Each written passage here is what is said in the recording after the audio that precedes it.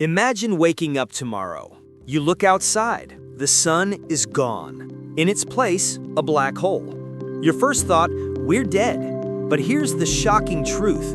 You'd barely notice. At least not immediately. Earth would continue orbiting. The temperature would drop, but we wouldn't be sucked in. We wouldn't be shredded. We'd just freeze, slowly, over weeks. Now imagine we replace the sun with something else. A neutron star, a red dwarf, a hypergiant.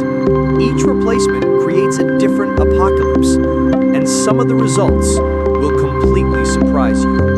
Black hole, the surprisingly calm apocalypse. Let's start with the most dramatic replacement. A black hole with the sun's mass.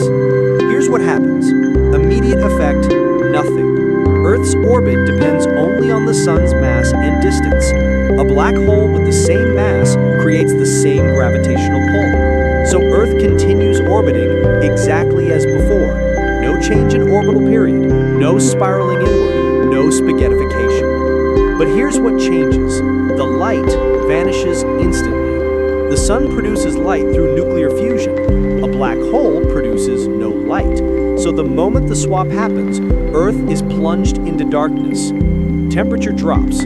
Without sunlight, Earth's surface temperature plummets. Day 1, average temperature drops from 59 degrees Fahrenheit to freezing. Week 1, minus 50 degrees Fahrenheit. Oceans begin freezing. Month 1, minus 100 degrees Fahrenheit. Atmosphere starts condensing. Year 1, minus 400 degrees Fahrenheit. Earth becomes a frozen ball. But we don't fall in. The black hole's event horizon is only 6 kilometers across, far too small to affect Earth from 93 million miles away. You could theoretically fly a spaceship close to it and orbit safely. Cause of death? Freezing and starvation. No photosynthesis. Time to death? Weeks to months. Surprising result? The black hole itself doesn't kill us. The absence of light does. Neutron star. Instant radiation death. Now let's replace the sun with a neutron star, specifically a pulsar, a rapidly spinning neutron star. Immediate effect? Radiation apocalypse. Neutron stars emit X-rays, gamma rays, intense magnetic fields, particle beams. The moment the swap happens, 0.001 seconds, Earth is bombarded with lethal radiation. 1 second, the atmosphere begins ionizing. 10 seconds, every living thing on the surface is receiving doses equivalent to standing inside a nuclear reactor. 1 minute, widespread cellular breakdown begins. 1 hour, mass extinction underway. But here's the weird part. Earth's orbit remains stable.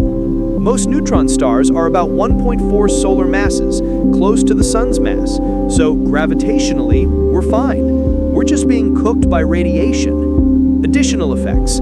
Tidal forces. Neutron stars have intense gravitational gradients. Earth would experience extreme tides, not from water, but from solid rock. The planet's crust would flex. Earthquakes, volcanism, tectonic chaos. Magnetic field disruption. The neutron star's magnetic field, trillions of times stronger than Earth's, would completely overwhelm our magnetosphere. Our compasses would spin. Electronics would fail. Satellites would be destroyed. Cause of death? Acute radiation poisoning. Time to death? Minutes to hours. Surprising result? The gravity isn't the problem. The radiation is.